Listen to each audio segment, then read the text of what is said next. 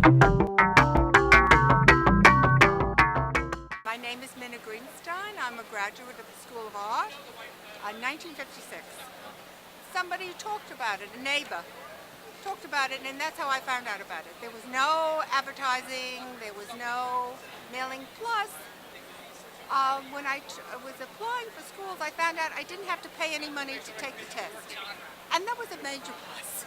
So I took the test, and at that time, we just, at the art school, you took a test in the Great Hall. One week was, what do you call, academic achievement and spatial relations. And the second week, if you passed that, you got into doing 3 practical assignments. One in sculpture, you had to buy a block of clay. There was an arts supply store at Cooper Union on the ground floor. Next, you had an architecture problem, and then you had an illustration problem. And that was the sum and substance of applying to the school. I hadn't expected to go to an art school. And so when I first got there, my first day, I was drawing for 5 hours. And I said to myself, you're drawing for 5 hours, you should be in math class or French class or something.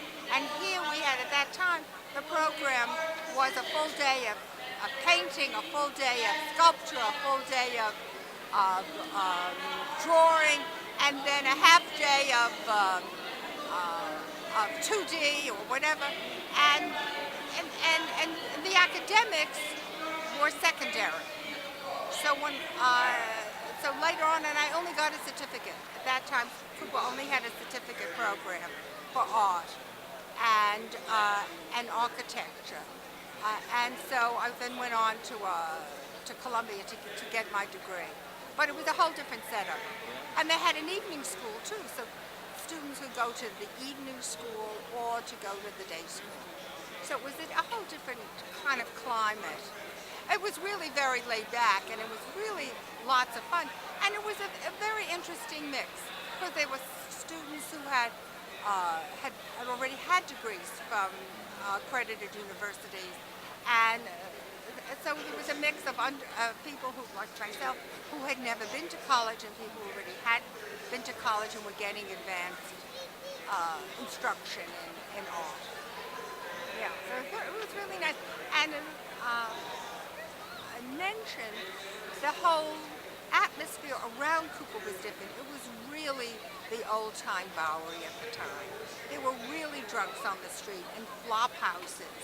And so you were really interacting with the neighborhood because it was coming right up the steps of the school. So that too was an education.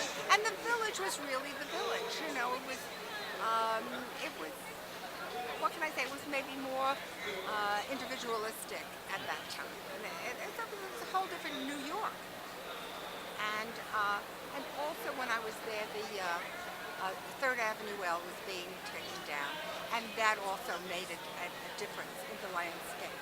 So the whole thing was kind of an incredible time, and you were in your little cocoon, and then you had to leave.